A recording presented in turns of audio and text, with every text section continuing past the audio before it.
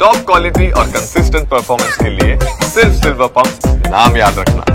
Loan availability ಅದು ರಾಜ್ಯ ಮತ್ತು ಕೇಂದ್ರದ ವಿವಿಧ ಯೋಜನೆ ಇದಾವಲ್ಲ ಅದನ್ನ ಹಾನೆಸ್ಟಾಗಿ ಇಂಪ್ಲಿಮೆಂಟ್ ಮಾಡಿರಿ. ಕಡಿಮೆ ಬಡ್ಡಿ ದರದಲ್ಲಿ ಸಾಲ ಕೊಡ್ರಿ ರೈತರಿಗೆ. ಇವತ್ತು ಜೀರೋ ಬಡ್ಡಿ ದರದಲ್ಲಿ ಸಾಲ ಕೊಡ್ತೀವಿ ಅಂತ ಎಷ್ಟು ಮಂದಿ ಕೊಟ್ಟಿದ್ದೀರಿ ಅಂತ ಹೇಳಿ ಸಿದ್ದರಾಮಯ್ಯವರು ಎಷ್ಟು ಮಂದಿ ಕೊಟ್ಟಿದ್ದೀರಿ? ಅದು ಹಾನೆಸ್ಟಾಗಿ ಕೊಟ್ಟಿದ್ರು ಇಲ್ಲೋ? ಮತ್ತು ಈ ಕಾಯಿಪಲ್ಲೆ ಮಾರುವಂಥವ್ರಿಗೆ ಮತ್ತೊಬ್ಬರಿಗೆ ಬೀದಿ ವ್ಯಾಪಾರ ಮಾಡುವಂಥವ್ರಿಗೆ ಹಲವಾರು ಸ್ಕೀಮ್ ಇದ್ದಾವೆ. ಅದರ ಮುಖಾಂತರ ಇವತ್ತು ಅವರಿಗೆ ನೀವು ಸಾಲ ಕೊಡುವಂಥದ್ದು ಸಣ್ಣ ಪುಟ್ಟ ಸಾಲ ಕೊಡುವಂಥದ್ದು ಮಾಡಿದರೆ ಕಡಿಮೆ ಬಡ್ಡಿ ದರದಲ್ಲಿ ಈ ಮೈಕ್ರೋ ಫೈನಾನ್ಸ್ ಆಗಲಿ ಅಥವಾ ಖಾಸಗಿ ಲೇವಾದೇವರು ಅಡ್ರೆಸ್ ಇರೋದಿಲ್ಲ. ಅದು ವ್ಯವಸ್ಥೆ ಮಾಡದಿದ್ದಾಗ ಅನಿವಾರ್ಯವಾಗಿ ಅವರು ಖಾಸಗಿ ಲೇವಾದೇವಿಕರ ಕಡೆ ಮತ್ತು ಈ ಮೈಕ್ರೋ ಫೈನಾನ್ಸ್ ಕಡೆ ಹೋಗ್ತಾರೆ. ಅದರಿಂದ ಹರಾಸ್ಮೆಂಟ್ ಸ್ಟಾರ್ಟ್ ಆಗ್ತದೆ.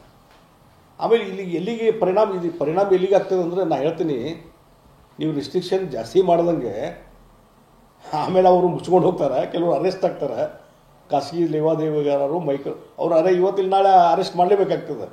ಆಮೇಲೆ ಬಡ ಜನರಿಗೆ ಮತ್ತು ಮಿಡಲ್ ಕ್ಲಾಸ್ ಪೀಪಲ್ಗೆ ದಿನನಿತ್ಯದ ವಹಿವಾಟ ಮತ್ತೊಂದು ಅರ್ಜೆನ್ಸಿ ಇದ್ದಾಗ ಸಾಲನ ಸಿಗೋದಿಲ್ಲ. ನಾಳೆ ಅವರು ಮತ್ತೊಂದು ಬೀದಿಗೆ ಬೀಳ್ತಾರೆ. ಅವು ಇನ್ನೂ ಹೆಚ್ಚು ಆತ್ಮಹತ್ಯೆ ಜಾಸ್ತಿನೇ ಆಗ್ತದೆ ಹೊರತು ಕಡಿಮೆನೇ ಆಗೋದಿಲ್ಲ. ಅದಕ್ಕಾಗಿ ಸರ್ಕಾರ ಪರ್ಯಾಯವಾದಂಥ ಒಂದು ವ್ಯವಸ್ಥೆ, ಸಾಲ ಈಸಿಯಾಗಿ ಸಿಗುವಂಥದ್ದು ವ್ಯವಸ್ಥೆ ನೀವು ಮಾಡಿ.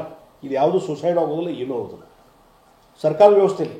ಸರ್, ಈಗ ಸುಗ್ರೀವಾಜ್ಞೆಗೆ ಕಳಿಸಿದ್ರೆ ರಾಜ್ಯಪಾಲರಿಗೆ ಭಾಳ ಡಿಲೇ ಆಗ್ತದೆ. ಸ್ಟೇಟ್ ಗೌರ್ಮೆಂಟು ಭಾಳ ಇಂಟೆನ್ಸಿವ್ ನೋಡಿ, ನೀವು ಹಾನೆಸ್ಟಾಗಿ ಮಾಡೋದಾದ್ರೆ ಇದ್ದಂಥ ಕಾನೂನಲ್ಲಿ ಇದ್ದಂಥ ರೂಲ್ಸ್ನಲ್ಲಿ ಇಂಪ್ಲಿಮೆಂಟ್ ಮಾಡ್ಬೋದು. ಅವ್ರನ್ನ ಅರೆಸ್ಟ್ ಮಾಡ್ಬೋದು. ಅವ್ರನ್ನ ಪೊಲೀಸರು ಮನಸ್ಸು ಮಾಡಿದರೆ ಎಷ್ಟೋ ಕಡೆ ಪೊಲೀಸ್ ವ್ಯವಸ್ಥೆ ಮತ್ತು ಖಾಸಗಿ ಮನಿ ಲೆಂಡರ್ಸ್ ಒಂದಕ್ಕೊಂದು ಅಡ್ಜಸ್ಟ್ಮೆಂಟ್ ಆಗಿರ್ತಾರೆ. ಎಲ್ಲ ಒಂದು ವ್ಯವಸ್ಥೆ ಫಿಕ್ಸ್ ಆಗಿರ್ತದೆ. ಹೀಗಾಗಿ ಇದ್ದಂಥ ಕಾನೂನಲ್ಲಿ ಇದ್ದಂಥ ರೂಲ್ಸ್ನಲ್ಲಿ ನೀವು ಅರೆಸ್ಟ್ ಮಾಡ್ಬೋದು. ಹಿಂದೆಲ್ಲ ಆಗ್ಯಾವಲ್ಲ ಎಷ್ಟೋ ಕಡೆ.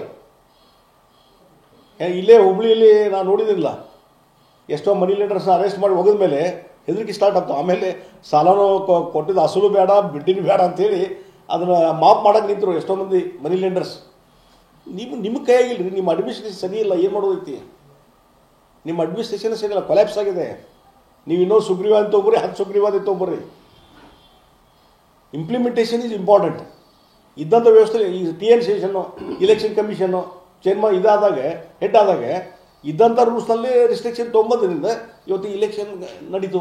ಈಗ CM ಮೀಟಿಂಗ್ ಮಾಡಿದ್ರೆ ಎಲ್ಲ DC ಮತ್ತು SP ಕಮಿಷನರ್ ಇನ್ಸ್ಟ್ರಕ್ಷನ್ ಕೊಟ್ಟಿದ್ದಾರೆ, ನೀವೇ ರೆಸ್ಪಾನ್ಸಿಬಲ್ ಅಂತೇಳಿ. ಇದೇ ಒಂದು ಮೀಟಿಂಗ್ ಒಬ್ಬರನ್ನ ರೆಸ್ಪಾನ್ಸಿಬಲ್ ಅಂತ ಹೇಳಿ ಒಬ್ಬರು ಸಸ್ಪೆಂಡ್ ಮಾಡಿದ್ರು ಸಿದ್ದರಾಮಯ್ಯ ಮಾಡಲಿಲ್ಲ. ಅಲ್ಲಿ ಅಷ್ಟೇ ಮೀಟಿಂಗ್ ತೊಗೊಳೋದಾಗ ಅಷ್ಟೇ ಇನ್ಸ್ಟ್ರಕ್ಷನ್ ಕೊಡೋದು, ಅಷ್ಟೇ oral instruction. Implementation, question of implementation ಅದು ಇಂಪಾರ್ಟೆಂಟ್. ಇಂಪ್ಲಿಮೆಂಟೇಷನ್ ಆಗ್ತಾಯಿಲ್ಲ. CM ಹೇಳಿದ್ದು ಇಂಪ್ಲಿಮೆಂಟೇಷನ್ ಆಗ್ತಾಯಿಲ್ಲ. DC SP ಪೊಲೀಸ್ ಕಮಿಷನ್ ಯಾರು ಇಂಪ್ಲಿಮೆಂಟ್ ಮಾಡಿದ್ದಾರೆ? ಮಾಡಿಲ್ಲ ಅಂತಂದರೆ ಯು ಟೇಕ್ ಆ್ಯಕ್ಷನ್. ಇವತ್ತು ಎಲ್ಲೋ ಎಷ್ಟು ಕಡೆ ಸುಸೈಡ್ ಆಗಿದಾವೆ, ಅಲ್ಲಿ ಸಂಬಂಧಪಟ್ಟಂಥ ಆಫೀಸರ್ ರೆಸ್ಪಾನ್ಸಿಬಲ್ ಮಾಡಿರಿ. ನಾವೆಲ್ಲ ಹೇಳಿದ ಮೇಲೂ ಸುಸೈಡ್ ಆಗ್ತಾವೆ, ನೀವು ಯಾಕೆ ಆ್ಯಕ್ಷನ್ ತೊಗೊಂಡಿಲ್ಲ ಅಂತ ಆಯಿತು, ಕರ್ಟೈಲ್ ಮಾಡ್ರಿ ಅವನ್ನ. ಆಫೀಸರ್ ಒಬ್ಬರನ್ನ ಸಸ್ಪೆಂಡ್ ಮಾಡ್ರಿ. ನೀವು ಮಾಡಿಲ್ಲ, ಮಾಡೋದಿಲ್ಲ. ಇಂಪ್ಲಿಮೆಂಟೇಷನ್ ಆಗ್ತದೆ ಈ ಸರ್ಕಾರದಲ್ಲಿ. ಸುಮ್ಮನೆ ಹೇಳಿಕೆಗಳು, ಖಡಕ್ ಹೇಳಿಕೆಗಳು ಮಾತ್ರ ಇದಾವೆ. ಕೇಳಿದ್ದಾರೆ RBI ಸೆಂಟ್ರಲ್ ಗೌರ್ಮೆಂಟ್ ಕೈಗಿದೆ, RBI ಗೈಡ್ಲೈನ್ಸ್ ಪ್ರಕಾರ ಯಾವ ಅಧಿಕಾರಿಗಳು RBI ಅಧಿಕಾರಿಗಳು ಇಲ್ಲ ಸ್ಟೇಟಲ್ಲಿ ಅಂತ. ನೋಡ್ರಿ, ನಾವೊಂದು ಹೇಳ್ತೀನಿ, ಎಲ್ಲ ಅಧಿಕಾರ ರಾಜ್ಯಕ್ಕೂ ಅಧಿಕಾರ ಇದೆ. RBI ಆಯಿತು, RBIದವ್ರು ಏನಾರು ಗುಂಡಾಗಳನ್ನು ಕಳಿಸಿ ಹರಾಸ್ಮೆಂಟ್ ಮಾಡಿ ಸಾಲ ವಸೂಲು ಮಾಡೋಕೆ ಎಲ್ಲರೂ ಹೇಳ್ಯಾರನ್ನ ಪರ್ಮಿಷನ್ ಕೊಟ್ರನ್ನ ಎಲ್ಲರೂ ಲೀಗಲಿ ವಸೂಲು ಮಾಡಬೇಕು, ಕೋರ್ಟಿಗೆ ಹೋಗ್ಬೇಕು. ಹಂಗೆ ನೋಡಿದರೆ ನಾನು ಅಡ್ವೊಕೇಟ್ ಕೆಲಸ ಮಾಡಿದ್ದೀನಿ. ಎಷ್ಟೋ ಕೇಸು ಸಿವಿಲ್ ದಾವೆ ಮಾಡಿದ್ದೀವಿ ನಾವು ರಿಕವರಿ ಸಲುವಾಗಿ. ಎಷ್ಟೋ ಫೈನಾನ್ಸ್ ಕಾರ್ಪೊರೇಷನ್ ಲೀಗಲ್ ಅಡ್ವೈಸರ್ ಇದ್ದೆ ನಾನು. ಲೀಗಲ್ ನೋಟಿಸ್ ಕೊಡೋದು, ರಿಕವರಿ ಮಾಡಲಿಕ್ಕೆ ಚೆಕ್ ತೊಗೊಳ್ಳೋದು, ಇಲ್ಲಾಂದರೆ ಕೋರ್ಟ್ನಲ್ಲಿ ಸಿವಿಲ್ ದಾವೆ ಮಾಡಿ ವಸೂಲು ಮಾಡಿದ್ದೀವಿ ನಾವು.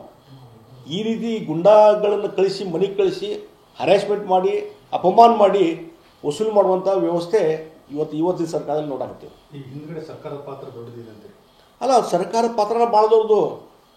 ನೀವು ಪ್ರಾಪರಾಗಿ ಲಾ ಆ್ಯಂಡ್ ಆರ್ಡರ್ ಮೇಂಟೈನ್ ಮಾಡಿರಿ, ಪ್ರಾಪರಾಗಿ ಹರಾಸ್ಮೆಂಟ್ ನಿಲ್ಲಿಸ್ರಿ. ಇದ್ದಿದ್ದ ರೂಲ್ಸ್ ಒಳಗೆ ಹಾಕಕ್ಕೆ ಬರ್ತದೆ. ನಿಮಗೆ ಮನಸ್ಸು ಮಾಡಿದರೆ ನೀವು ಮನಸ್ಸು ಮಾಡ್ತಾ ಇಲ್ಲ. ಎಲ್ಲರದು ಅಂಡರ್ಸ್ಟ್ಯಾಂಡಿಂಗ್ ಐತಿದ್ದು.